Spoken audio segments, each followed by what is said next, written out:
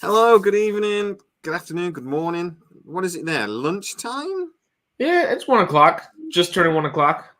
Well, evening here, but Yeah. welcome to SciTrek, your sci-fi TV and movie channel. We'll just do the intro bit and then we'll crack on with the conversation.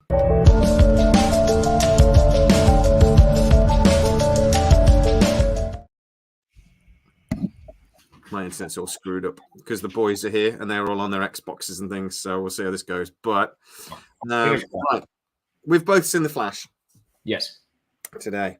I've literally just got back from the cinema from watching it. First of all, before I start complaining, I don't want to be one of those channels that bitches about everything, but I feel like recently I'm complaining about everything. Well, we got to get people to increase the quality of things, Yeah. But what did you think? Did you enjoy the movie first? Yes, for the most part, yes. I actually would probably say it's my third or fourth favorite DC film, DCEU, DCU, whatever the hell you call it. Not DCU. DCU is the new one, I guess. So DCEU. What goes above it?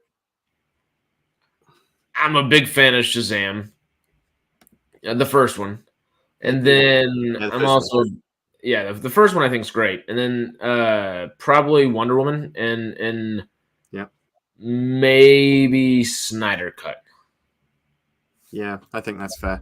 I liked Batman vs Superman. I know I'm in the minority on that one, but other than why do you say that name? Other than that scene out, and because I always thought there was no logic to that bit. All Batman had to do, or all Superman had to do, was sort of go, there's a million other ways they could have done that instead of your mom's name's the same as my mom's name. Well, I'm going to put my neck on the line for you then. It's just, of course. Stupid. Change everything I've been doing for the last months. There's just logic on that one, but other than that, I really enjoyed the film. I thought it was great. It's just that bit. I'm with you. I don't even think Aquaman is. I think Jason Momoa was brilliant, but I don't actually think Aquaman's a particularly good film. No, I like a lot of the stuff in it, but it's not. Yeah. It's fun. It's not good. It's just fun. Yeah. The only good ones, Shazam and Wonder Woman, were the two that were actually good films. And I wish Shazam 2 did as well, but it's just yeah. Shazam 2 though they ruined a bit because he continued to act like this stupid kid, and I'm just like younger. The kid's like 16 now. The kid doesn't act like a stupid kid anymore. So he's still acting like he's about to be an adult. Like I don't know. Bob's just made a point there. Did this? I stopped watching The Flash on the CW a while ago. I will admit. I'm going to make a point, though, that I actually think when the CW did this exact same storyline for The Flash, they did it much better. Yes.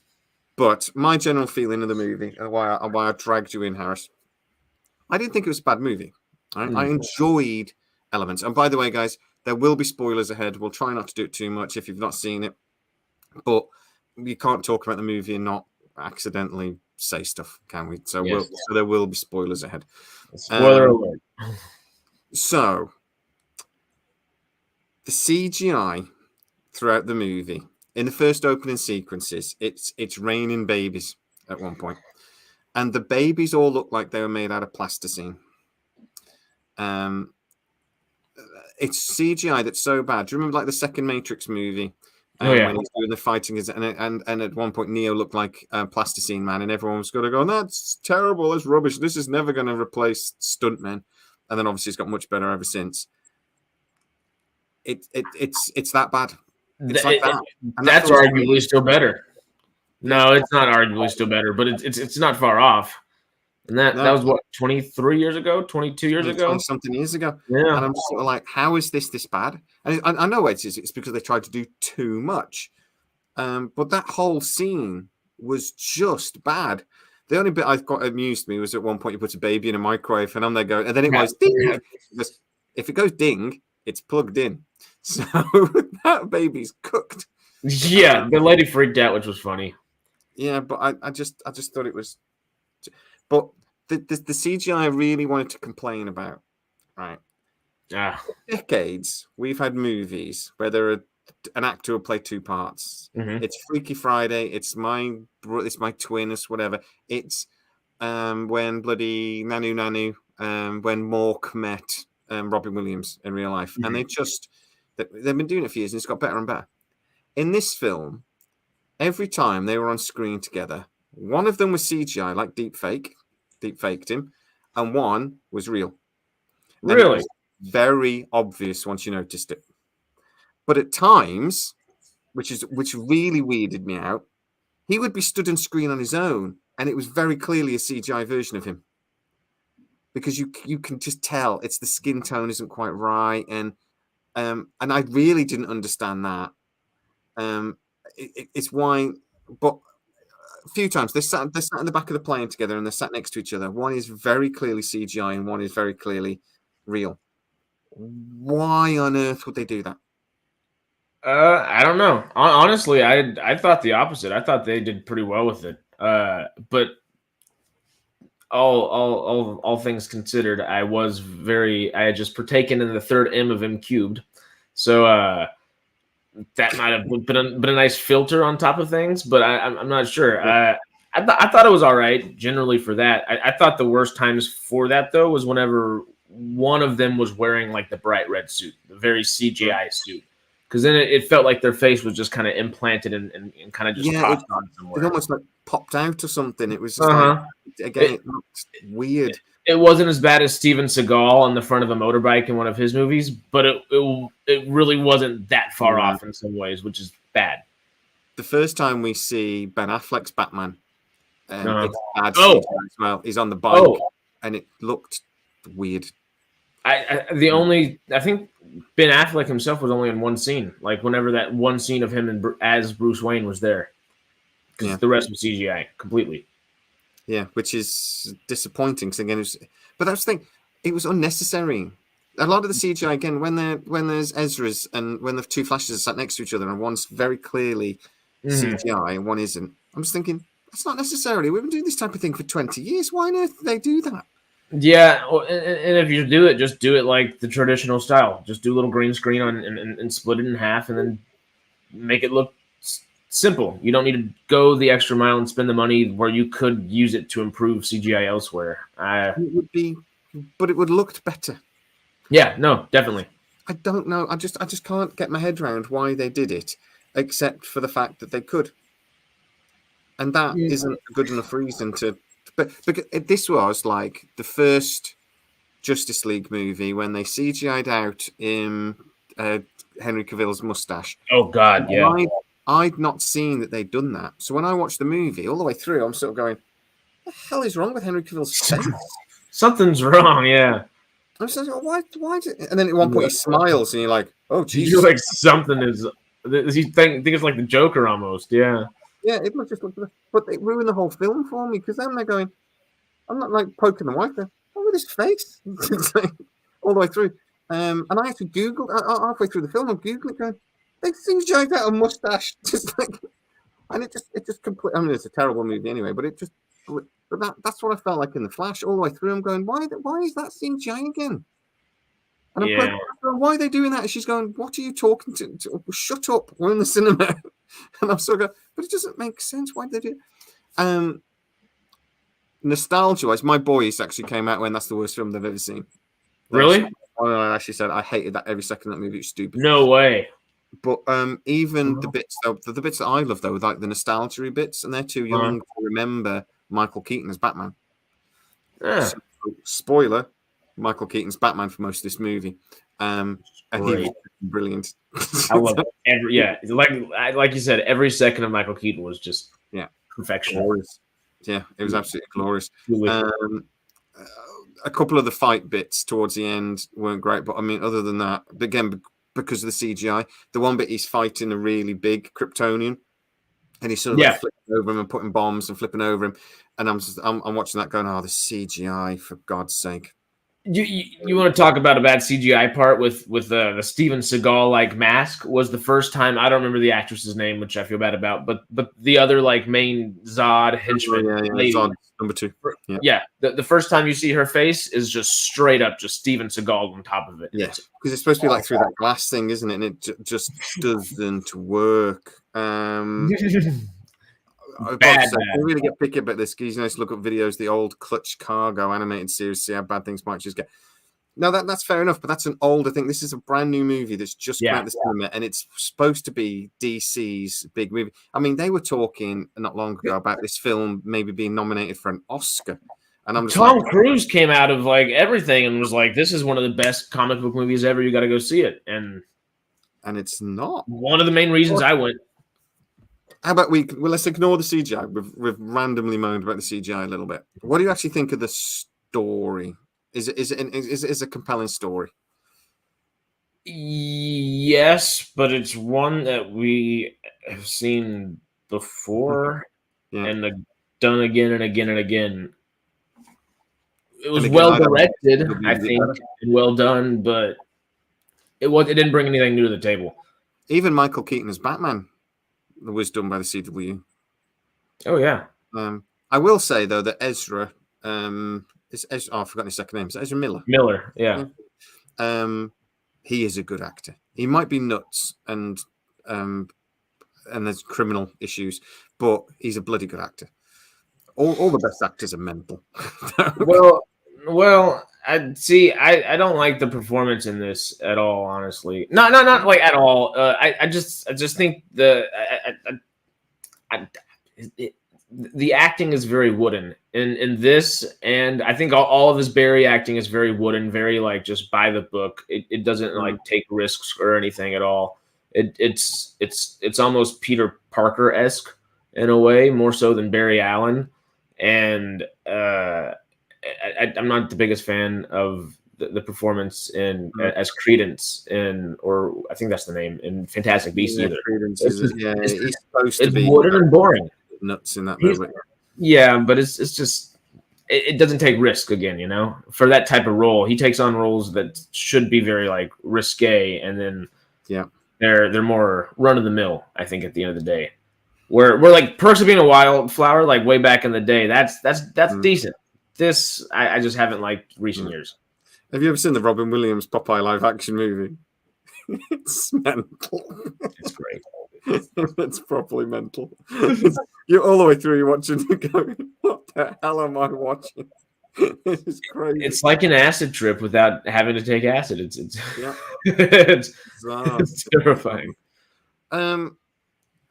Yeah, I just think that the story, like you said, has been done before, and they did it better in the CW for me. But honestly, what did you think about the humor? Because this film tries to be funny a few times, and I think it hit and missed. I would say it primarily hit, but at the same time, it doesn't quintessentially feel like Barry Allen. It feels like Peter Parker. I don't feel like it hit Barry Allen on the head. Besides the mother stuff, which is great. No, I would say that. I don't remember him ever being like a geeky. Well, no, he's supposed to be a geek, isn't he? But was he ever this awkward in anything we've ever seen? No. Matt and I were talking about this the other day, where we literally the first time we see him is as like he works in the forensics department and a detective or a police station. You know, he's a fully realized adult. He's not some kid, and it doesn't happen to him when he's a kid either. It's not like a late pubescent thing, you know. He's a fully realized person and has a career, has a life, etc. And we don't really get. I don't think we've ever really gotten that from him. He's always been like younger, and it's felt not like Flash to me. And that's I think that's a good point. I say sorry. I do. I don't like to piss off Snyder fans because I'm friends with plenty of them, but I don't think many of his characters in his version of the DC EU, I guess, have been the actual characters from the comics. I think that's my quintessential problem with Man of Steel. That's why people complain about Batman. I think Batman actually is closest because his reasoning for killing people later on is like you could see that kind of person go to that, and that's the only one that kind of makes sense logically to me. I guess it is a darker world generally. There's a lot of Ben Affleck influence apparently on the Batman character we ended up seeing in the end. So I mean, I think that could be. Apparently, Ben Affleck was very early on. He said, "I'm only doing it if it's a Batman that makes sense to me." I would have loved the Batman movie with him and Joe Manganiello as Deathstroke, though. That is like, if we missed out on one DC property, that was it right there. And I honestly think that would have been a great movie. Mm-hmm. And Joe Manganiello was just going to be so involved in that as well. He was desperate to do it, but and then it turned into Battinson, which don't get me started on that one. That's the film I enjoyed. I just wish it was about 45 minutes shorter. Oh, I just wish it had a whole different plot. Yeah, I can argue that the plot was trying to be real and gritty and a detective and everything else. It was just too long. But anyway, it didn't even feel like Batman. He was sidelined in his own movie, and it was broody. It was Kurt Cobain. I understand like that was the inspiration for the like character archetype, but like it felt like a copycat of a Kurt Cobain performance over. That's probably true. Yeah. An actual Bruce Wayne. Is this the end of the Snyderverse now? Then Aquaman's the very last one. That's going to be it, isn't it? Did you stay till the post-credit scene? Couldn't be bothered. Walked out. What happened? Spoiler. Spoiler, but it's really not that big of a deal. It's Ezra, and then he's walking around as Flash, or not as Flash. I guess he's just kind of Barry Allen at the time, and Aquaman, Arthur Curry, as Jason Momoa is just kind of drunk, stumbling, and then he kind of like holds him in his arm, and then he falls in a puddle, makes a couple jokes, is like, "I'm gonna just sleep here," and that's it. It's a funny little scene. It's probably one of the best scenes in the entire movie, honestly, like acting wise, which is great. Jason Momoa is great though. I love Jason Momoa. I will watch Aquaman 2 even if that bloody woman is still in it. I've lost track of how many times stories have said she's going to be cut out of it, or she's not cut out of it, or but I guess I'm betting at least her screen time is going to be between 12 and 24 minutes, if not shorter. Kill her earlier, but I will even put up with her because Jason Momoa is ace. And I say the first, I couldn't stand the first. As a movie, the first Aquaman is awful, but he is just so great in it. It just sort of drags it into enjoyable. Yeah, I like Patrick Wilson in it generally, and then I like the concepts of the different kingdoms, but the execution was interesting. And I honestly do like Black Manta. I like Yahya Abdul-Mateen. I just didn't like the way they did it. It was too close to the comic, and it looked a bit silly. That was always the thing that Marvel was brilliant at, was bringing stuff from the comic, but just drawing it in a little bit, sort of thing, and just bringing it this side of silly, and they just change things just to make it work a bit better. The early Marvel, anyway. Marvel, as it's gone on, I think some people have complained, just things like Ben Kingsley's character when they brought him in as the Mandalorian. But then I just love how they switched that and made him like a patsy and a bit. Now, I wish they'd then stopped using, because when Ben Kingsley's in Shailin, I thought it was a little silly. But I liked how they did that, because the Mandalorian character in the comics he was very big, very grand. And I think on a movie that might not have worked, but the way they did it was fantastic. It ended up working. Yeah, but there's lots of examples of that. But in DC, they seem to be a little bit scared that fans of the comics are going to go, "Oh, that's not wasn't in the comic," and so they make it really realistic. And I'm like, no, you need to draw some things. But Marvel, I think, have done that in the last few films. The bad guy from Black Panther 2 with the wings on his feet. I've always said that looks stupid, but that's what's in the comics. Yeah, but that's what's in it's really loyal to the comics. And I'm like, oh yeah, but old Marvel would have done that, and they'd have done the character, but they'd have just changed something just to make kind of like Falcon doesn't have actual wings, and Falcon's now like a military kind of unit in a way. Just things exactly. Just change something, change it up a little bit, mix it up a little bit, just to make it. I think Namor's a good just exception, just because he is a mutant, and that's going to be our first, like, he's our introduction to mutants. So that's kind of a power base that he has to have, I guess, in a way, because it does. He's very aquatic and stuff, of course, but he's good in the sky, you know. Yeah, Hermes flying around. But he'd like when Black Panther then lobs his dogs, like burns the wings and shit. I thought it was quite fun. Yeah, but yeah, I think it's going to be very interesting to see what the next phase of Marvel's like now. Kevin Feige sort of retook the reins. Yeah. But yeah. So generally speaking, then out of 5, what would you score? Flash. The Flash, yeah. Out of 5. 1 being awful, 5 being Thor Ragnarok.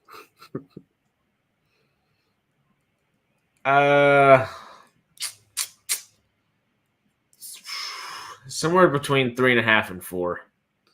Shit, I think that's a high score. I'm thinking it's barely a 2. Really? In bits, it's a 4, and in bits, it's a 1. So I'll give it 2.5. See, I there is a pretty damn bad CGI at points, but I guess I don't let that take away my score in that sense, just because if you have to just ignore it. Well, just in the sense, like, if any of the artists were given another 2 weeks, how much different would it look? You know, it might be a whole different scene. If they were given another month, then we might have like a beautiful scene, and then that might actually be Oscar worthy. Mm-hmm. I don't know where all that Oscar talk was coming from, but that I try not to like let affect my thought process there. But generally, the story was good. It's a good story. I'd stick with like a 3.5, just because it was very well directed. Andy Muschietti, I think, did a very good job. I actually say, like, the bits, like I said, with Michael Keaton and stuff, I loved so much. And bits of that film I really, really adore. I loved seeing the original Batmobile again. It was almost my favorite Batmobile. Keaton's my favorite Batman. On my Facebook page. Keaton is my favorite Batman. The first Bat movie was just glorious. It's just, again, it's never been surpassed. I love the end scene. Spoiler. When the big joke, and the only joke in the movie that actually made me laugh out loud was when he thinks it's going to be Bruce Wayne, and he thinks it's going to be Ben Affleck, but it's George Clooney.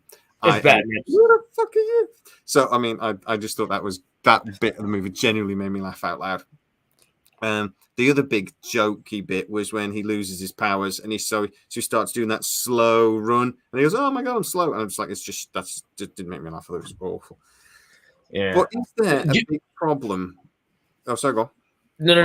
You just talking about things that made you laugh. Whenever, I guess, spoiler alert again, but when Mainberry loses his powers for the first time, and he tries to run around the room, he freaks out for a minute. That made me laugh out loud. Like, legit. Yes, I just thought that looked silly.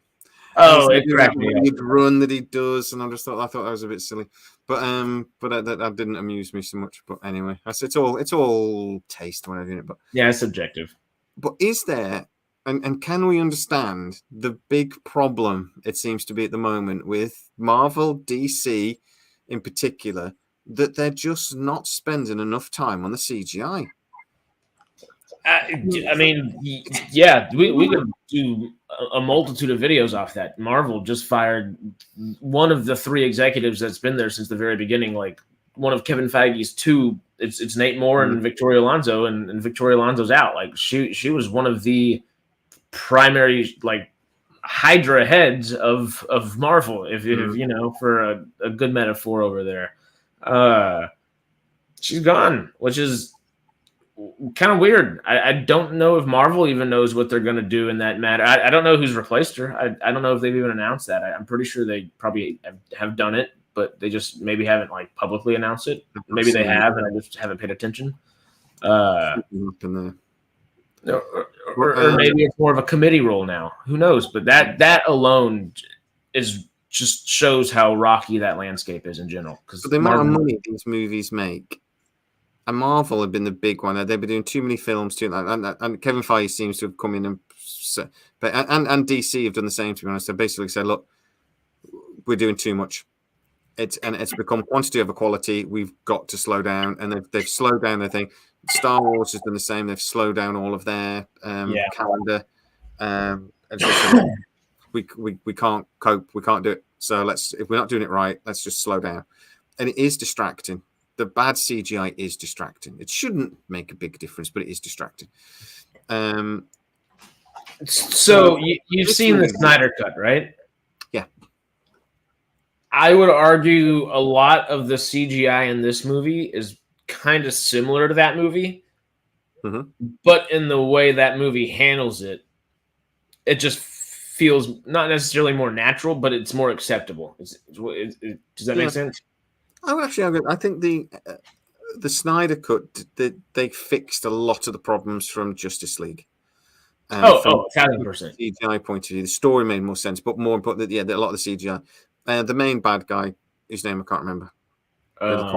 Steppenwolf. Or Darkseid. No, Steppenwolf was we don't see Darkseid so much, do we? But the Steppenwolf, they far improved the image, the look of him and everything else.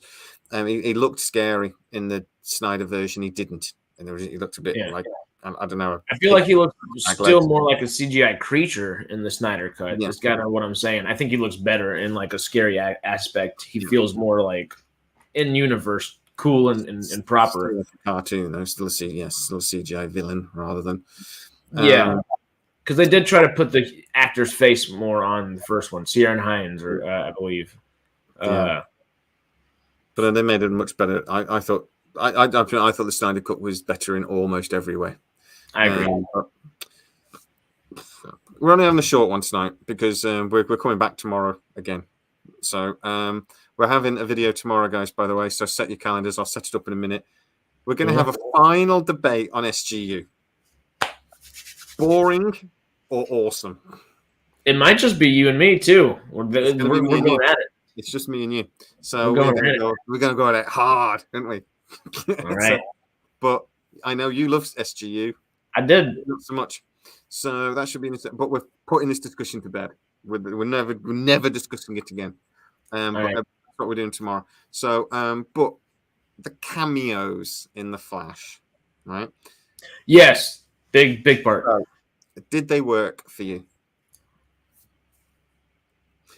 So should we spoil it and tell you who the cameos were? I think we should definitely spoiler just because I'm going to get out there anyway. I think most of it's out there anyway. So I'm gonna because I have a very loaded answer for that, so I'm gonna counter with a question for you. Go on then. Were they tasteful? Just because the first two, right? So we got Christopher Reeve, and I forget what's her name as Supergirl. I don't remember her name. I'd forgotten all about that Supergirl series until she was next to him, and I'm like, oh my god, I love that. It's the best Supergirl series. Okay. The Nick Cage one, he looked bizarre, but I quite liked that they did that. That was super CGI, but I loved it. Yeah, I love the early Flash that we actually got to see in the CW as well, because when one of the Flashes came over but it was a guy that played the Flash in the original series years ago, and he had the silly hat. I quite like that in the CW. I actually did. So we saw him. We saw the original Superman, Fat Superman. George Reeves, right? Yeah. It was genuinely a bit of a Superman in real life. The guy was a legend in real life. But again, the movie that Batman from this did about him was great. Go watch that. Was it Hollywood something? Hollywoodland or something? I forget what the film was called. But anyway, but I thought it was a bit weird that they didn't have the Flash from the CW. Well, I don't because if they included him, that would be like a justification in a lot of fans' minds to just replace Ezra with Grant Gustin, which you ask was a very popular option at one point. Which would still be a great option if they were to continue doing all this stuff, which they're not. So switch it over. Yeah, find somebody new. Ellen Slater as Supergirl. You're right. And Reeves said no to doing a movie with her, which would have been awesome. But yeah, love the inclusion. They I actually thought that was quite well done. And Yeah. apparently the Reeve family did agree to it, so which is really nice. That's cool. Yeah, but, I thought they were tasteful. I thought they were like just in the way they did them. It was like kind of like they were honoring them in a way, but it also felt weird. I don't know exactly why it felt weird. It just kind of did. And that's where I'm like, maybe it wasn't super tasteful, but it did feel like they were honoring them in a way. I like the Nick Cage stuff a lot. Yeah, but the Nick Cage one amused me. I have to admit, I just wish they'd done it a bit better. That's the thing. If they would have done all the green screen stuff with Ezra and just done two people on different screens and replaced it the old fashioned way and saved a lot of money on the CGI, they could have made all of that look tenfold better. But have you seen the Kevin Smith talking about the Nick Cage Superman? Have you ever seen him talk about it? And there was the producer that was going to do it, and he dragged Kevin Smith in, and he wrote this script. And Kevin Smith was really early in his career, and he was really excited about it. And they said about Nick Cage doing it, and he was sort of like, "Really?" And Tim Burton was going to direct, but the producer come in and said, "I really love you, Kevin, but I want massive spiders." And Kevin was like, "Why?" Because they're great. Why? Massive spiders, and I kept going, "No, bigger." Something. And Kevin Smith was like, "Is he joking? Is he winding me up?" So I love that bit because in that scene you wonder why there's this giant spider and then this Superman and it's Nick Cage and he kills the spider. And at the time I was like, why is that such a long? Everyone else has just got a very quick little land look. Oh, what's happening? But that was actually quite a long little bit with the Nick Cage, which could have, if they would have done a little more CGI, it would have been great. It would have been so cool. All of them had rendered a bit more. That whole story is the reason why. Isn't it like A Million Ways to Die in the West has all the big spiders? Or it's not maybe. He's just obsessed with spiders. Yeah, he's the same producer. I can't remember the producer's name, but apparently he's just obsessed. Because then Kevin Smith was in that bit where he's talking about it in one of his live videos. He's then saying about, and then he says that he actually pretty much took the scene that he'd wrote for the Superman bit and put it in Wild Wild West. That's it. That's it. Wild Wild West.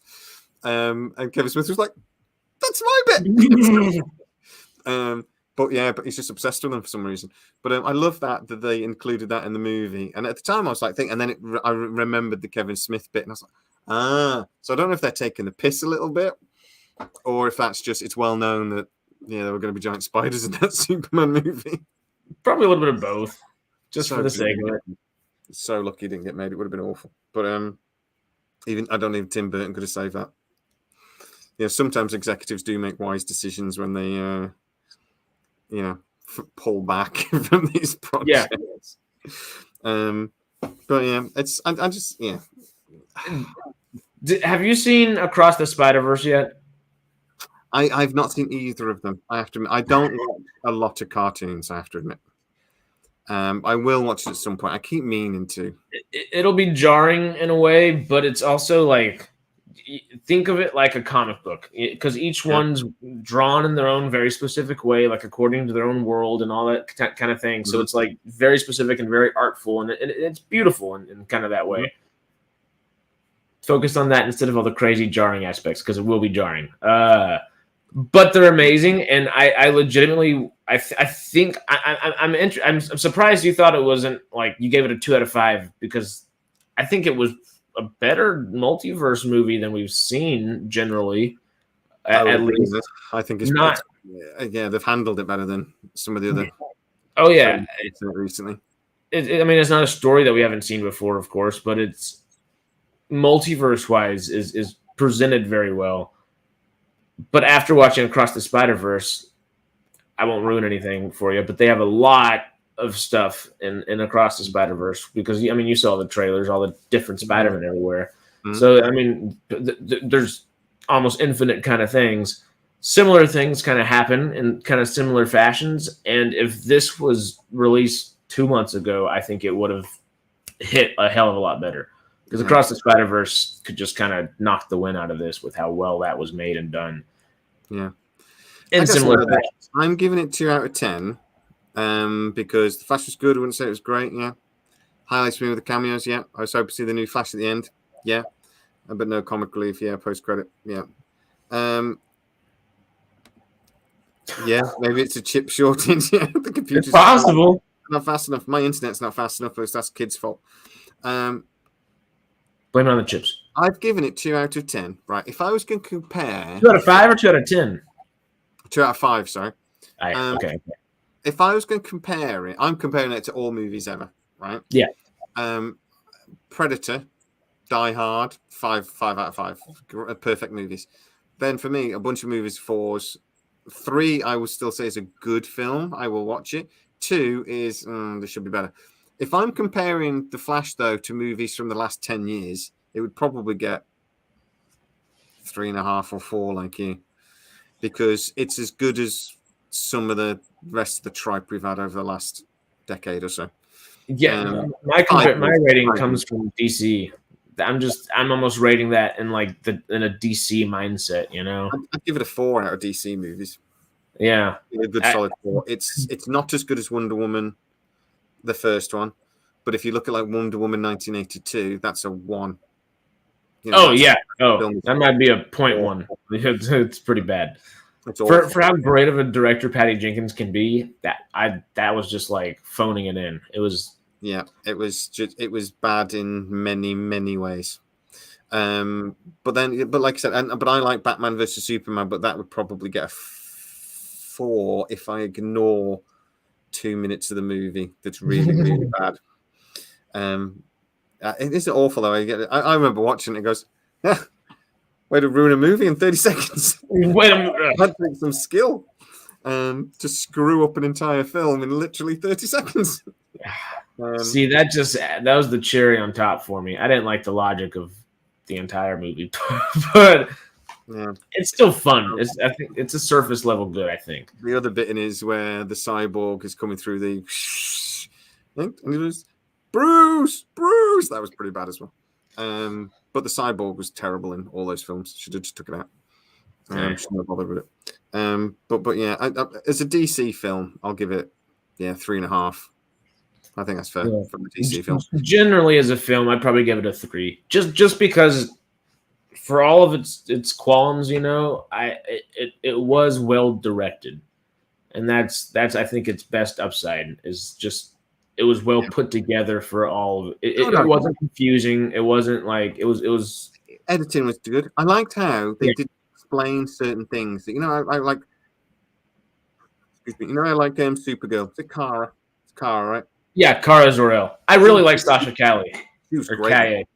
But I loved her outfit as well. I thought she looked great as Supergirl. But. So there's the bit where it's obviously like sort of kryptonite or something, or I don't know if it's kryptonite in that shell. So it looks like she's dying of cancer or something. She's all bone, and that was really well. That CGI, that was beautifully done. Yeah. And then they get her into the sun, and she heals. All right, but she's still weak, but she heals. They didn't explain that. They didn't know. They just knew. They said, we don't need to explain this. We know. Everybody knows Superman is healed by the sun. We don't need to explain it. Let's just do it. And a lot of other Marvel or DC or any superhero films, they keep feeling they need to explain this shit over and over and over again. Yeah, they don't. So I thought that part was well done. Yeah, I like they've learned that lesson. Even when Flash is phasing and he's walking through doors, they kind of explained it a bit later, briefly, but they didn't go into that too much. But if you're not a fan of Flash, you don't know anything about that. Yeah, they kind of, like they did it and then explained it, which was nice. It was like, okay, well, here's a brief explanation for you. Let's just keep doing it. And they were like, okay, cool little fun thing. And then literally like made the joke, cool little fun thing. And it was a good quip. I do like how they made a couple of little jokes about it, actually. I like the one where he phases through the floor, but he doesn't take the clothes with him and he just appears naked. And then, again, that actually did make me laugh. Back up. That was really funny. Poor Miss, I'm gonna have to move. But yeah, it's just such a random film for me. I think it's going to be one of those films. I was really looking forward to it, so my expectations were up here, and then parts of the movie met those expectations, right? But when I watched Multiverse of Madness, Doctor Strange 2, I didn't like it. And I didn't like it even more when I watched it again.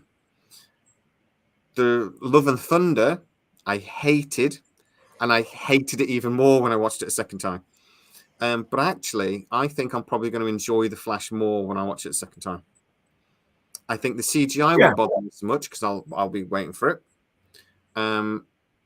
I think I will appreciate. I agree with you. I think it was well directed and well edited and well put together, which is nice. Even the stuff we're talking about with the CGI in the opening sequence, it made sense. Yeah, it was all logical. I mean, those babies flew though. I mean, when this whole thing, the building's collapsing and they go through the window, all these babies like they're on springs, like which didn't really make sense. But the microwave is just ding. Oh, it's done. I was going to pull out a turkey. But yeah, no, it was just. I just think it was badly done in those aspects, but it's well written. It did feel like it made sense. It was logical. There was tension in places. And I do think the acting actually, I disagree with you on that one. I think Ezra Miller was actually really good in this. When he's saying goodbye to his mom at the end. That was good. That was good. I felt for him, and but I thought he was cast strong in this to begin with. That's for my, I think, quintessential kind of. Yeah. He wasn't good in. Yeah, I agree with Mr. KW1. You can forgive bad CGI if everything else works. Oh yeah. But when you watch it the first time and you watch it on a big screen as well, even though actually I find sometimes when you watch it on the telly later, bad CGI stands out even worse, which doesn't make sense. On a cinema screen, sometimes they can hide a bit of it. Maybe it's because it's 4K and blah blah. On small screen, sometimes it's like, oh shit. I watch films sometimes going on. I watch it at the cinema. I don't remember the CGI being this bad, but so it might be even worse. But yeah, I think everything else is done much better. So yeah, I think you can forgive that. It's like you can forgive. The only thing I really watch a movie. I don't know how you feel about this. The only thing I really can't forgive is bad editing, because it ruins movies when it's badly edited. And the worst example of it was the Transformers movies, even the first one. It's the editing, because it's Michael Bay. Yeah, bell end with his editing, and it's like a film should have a rhythm. And I've bitched about this before on this channel. I'm so sorry, but a film should have a rhythm, right? It should, and then it should build to a crescendo, and then and then maybe slow down again. And then it should have a rhythm to it. His films are but within a scene, action. Oh, we'll just stop a minute and look at the sunset. Action. It's just stop doing that. It's just like you're not. And I don't understand really the. Was it Jamie Lannister? You didn't see that? Was it? I thought it was. It was Nikolai Coster-Waldau. Yeah. Walking around. Why was he in it? I think he's done a movie with Andy Muschietti before, so or maybe they're just friends or something like that. I'm not positive. Like scooted past him, and I was like, I'm sure that was Jamie Lannister. Cool. Sorry, go on, mate. Sorry, just. I completely blanked. I started thinking about Game of Thrones.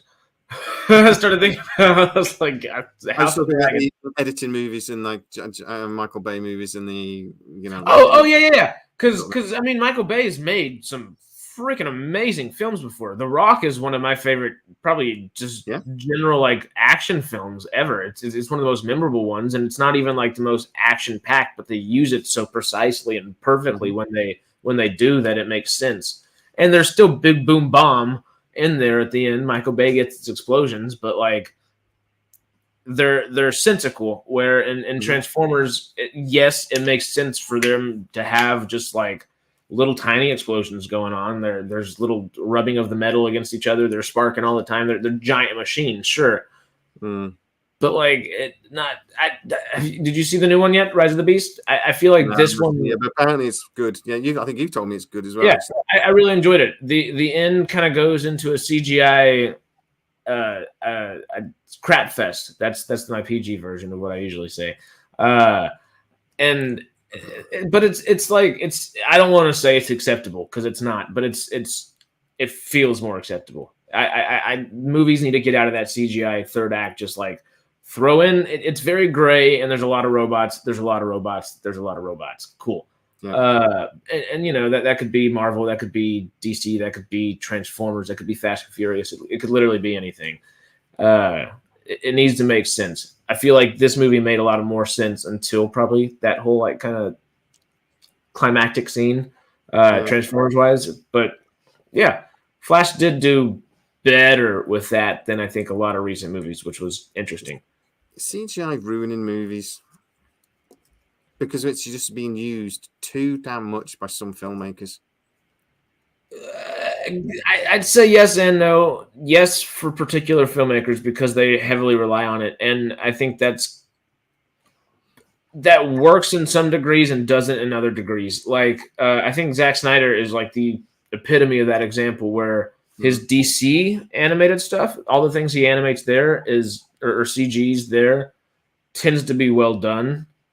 But it's not like really well done. It's more like mediocre to good, realistically.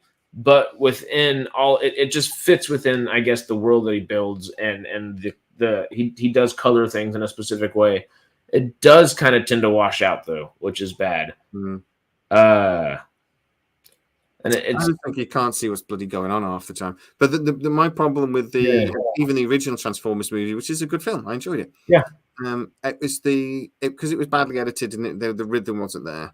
But also like the Transformers voices, it sounded like it was disconnected from what you were seeing. So you got these incredible voices doing like Optimus Prime and whatever. And it's just like, oh God, that feels awkward. Never mind. Yeah. Then I play a game with my kids when we watch Transformers movies. Is how many times would they 100% most definitely have died? And we'd like get up to like 30, 40 times ago. That would have definitely died then. It's like, there's negative chance of survival in these situations. Yeah. Giant hunks of metal catching you, you're still going to break every bone upon impact. Like, it's like, oh, that poor guy's spine. It's like a million pieces. But it's just a fun game to play.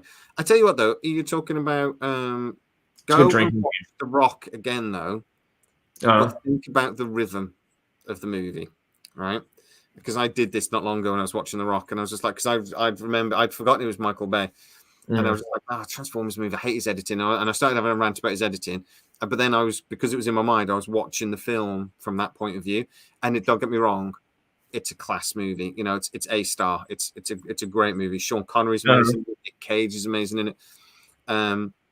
But even in that film, the rhythm is odd in places, and it just switches. Michael Biehn is brilliant in that. But you actually watch it from you can see his influence, and it's like trying to rewrite the wheel. You know, there are certain things in movies that just work. Are you talking like when Sean Connery kind of gets his hair cut, and then like the whole like switcheroo, I guess, of the vibe? I guess it's actually pretty much all the way through the movie. Is what he likes to do is he likes to. So we'll have scenes that.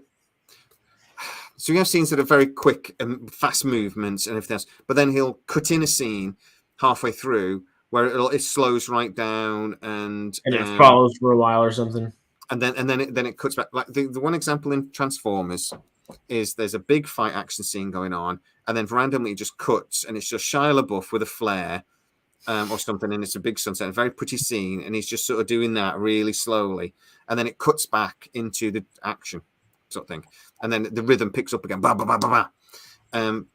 If you do that occasionally and in the right places, it emphasizes a moment. But if you do it constantly, it makes for a jarring. You can't get into the rhythm of what you're watching. It dilutes it.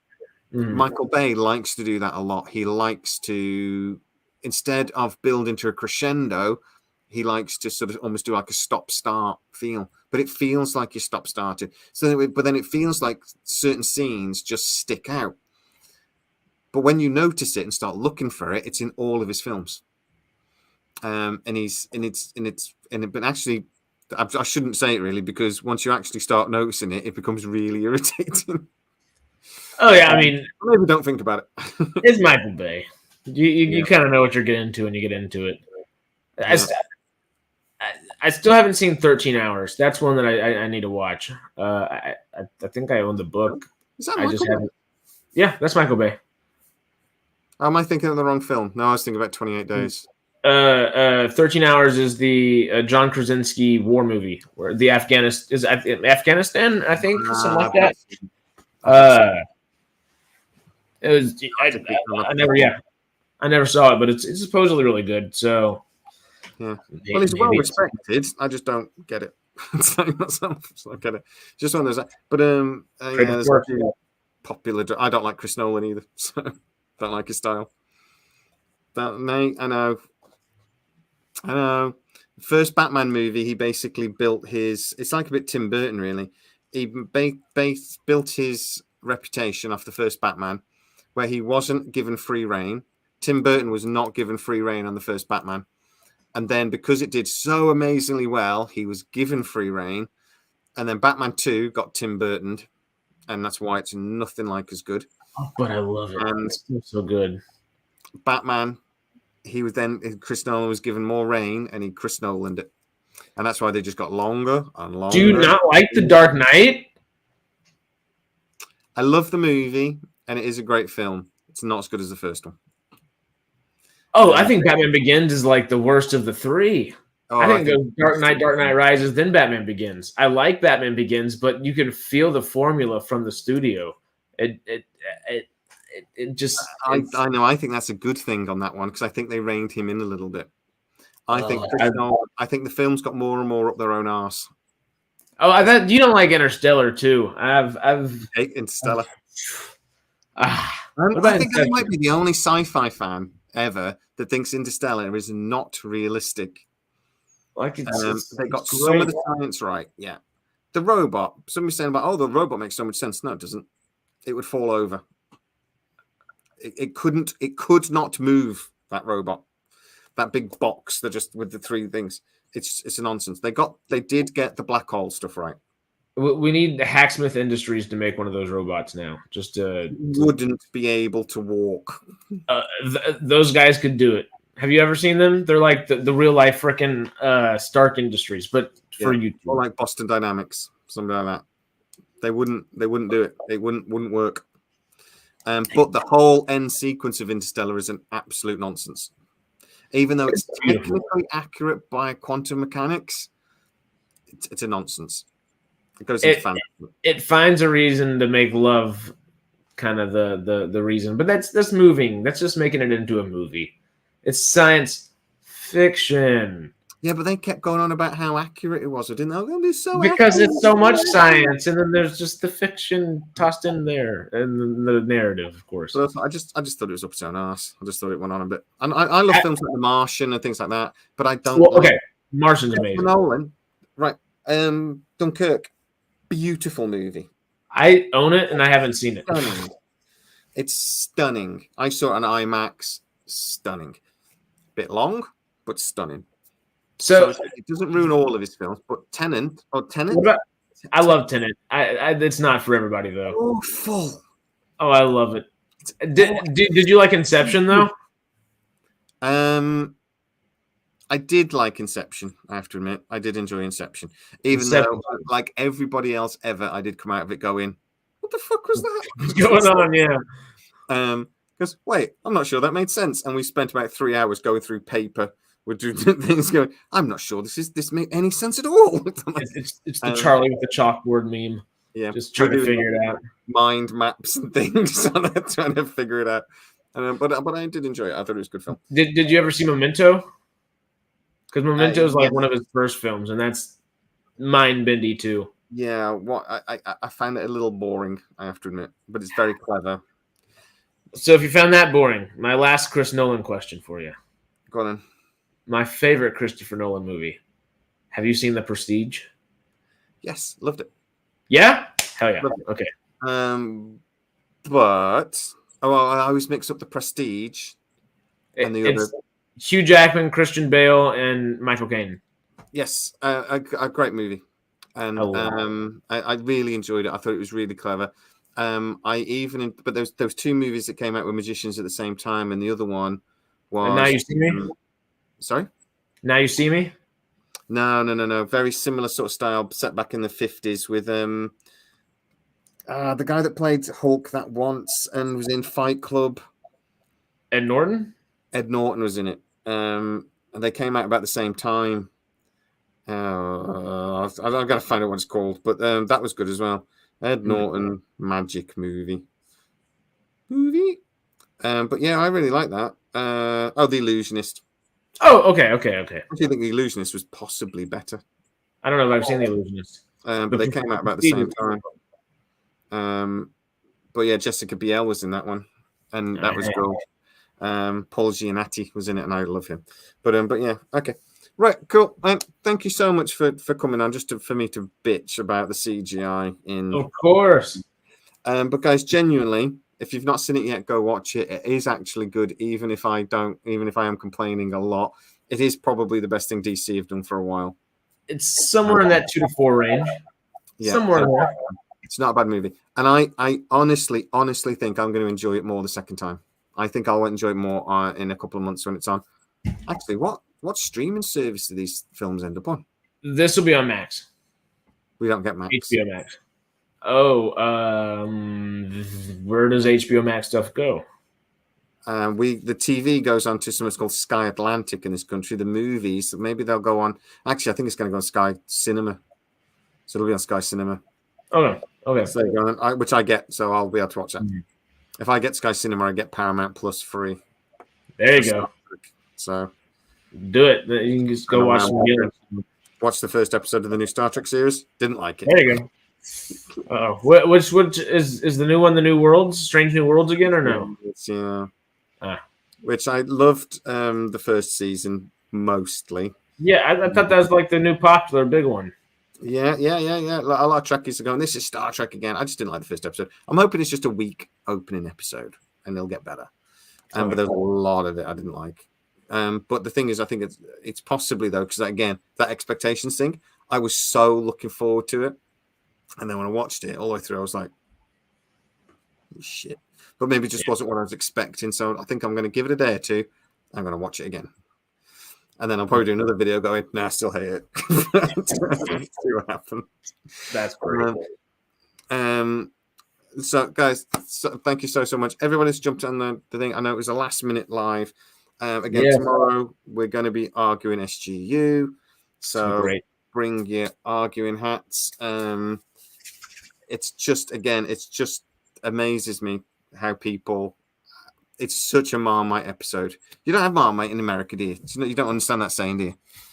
It's like, do you have Vegemite or something like that? Okay, I know what Vegemite is. I don't think we really have it. Extract. Yeah. On toast, right? So in this country, it's like Marmite's well known for being people either love it or they can hate it. Yeah, but it sounds delicious. Yeah, there's nothing in between. It's vile stuff. But yeah, so it's a Marmite TV show. That's what the saying is. Something's Marmite. It's you either love or hate it. Nobody will ever just go, it's all right. It just doesn't exist. Love or hate it. It astounds me whenever I do an episode, whenever I do anything talking about SGU, the comments, and people either think it's the best Stargate or they hate it. And there's nobody ever just goes, it was okay. Doesn't happen. Oh, I loved it. Sorry, Mike. Mike's already saying it was crap in the comments. We're marmiting it. We're marmiting it. I'm with Mike. I'm not going to say it was crap. It wasn't crap. It was still Stargate. It was still better. So you're the guy that's saying it's all right. I will say it's okay. But for me, it's the same with Star Trek. If you get an okay Star Trek series, that's not fucking good enough. This is Stargate. SGU was okay. That's not good enough. Okay. So, but we'll have the argument tomorrow. I like that. Orville Nation, how you doing, sir? I don't see you very often, so it's nice to see you. I love Marmite and I love SGU. Oh, Richard. We'll see you tomorrow then, sir. See how you have to defend him. SGU hater. But yeah. Marmite is hard to find. Most people wash their feet. Bob, I love you to death, man. You come out with something. I have no idea what you're talking about. I'm trying to make sense of it. Whenever I get to see a message from Bob, I'm always there's a part of my brain that goes, read it, it'll be great. And there's a part of my brain that goes, read it, you're very going to be confused on screen again, going, what the fuck is. So I love Marmite. Click the bell notification. It's easy. And then you'll never miss any of our new videos. But I only set this live up 15 minutes before we started Orville, so that's probably again why. Bob cracks me up as well. He does absolutely crack me up. I just don't know whether I should read him live because I'm always worried he's going to take me down a rabbit hole. And I think sometimes he does it on purpose as well. Because I think he's generally trying to wind me up. Because he comes out with some great stuff, but I love how his mind works. You know, most people's minds go that way. Some people's minds go that way. And I think Bob's a that way kind of guy, which is glorious. So I love it. But yeah, River gets there. Yeah, he gets there in the end, like that. But yeah. So we'll see you at 5 o'clock tomorrow. Be 9 a.m. in the US, I think. So set your alarm, Paris. I'll be there. I'm not going out. Actually, I am not going out tonight. I'm going out this evening. So I'll be back by the night. That's the same thing. Well, I have to go present a play real quick, and then I'm going to the movies. I'm going to go see No Hard Feelings, that new Jennifer Lawrence comedy at 7. Cool. So I will be in after that. I'm going to get some sleep. I'm coming in ready to just fight for SGU. Give it my all. Fight. I'm going to put up a poll tonight for get people to rate it, and we'll see. I thought you were saying like a stripper poll. Yeah. 5 p.m. Damn it, Richards is out. See, this is why I keep missing Mike. Well, you just have to eat tea late. Or drink tea with YouTube in the background. Exactly. Eat at the TV. Yes. Or the phone or iPad. Anyway, dude, thank you so much. I will see you tomorrow, and have a lovely evening. You too. Love your evening. Yeah, you're late.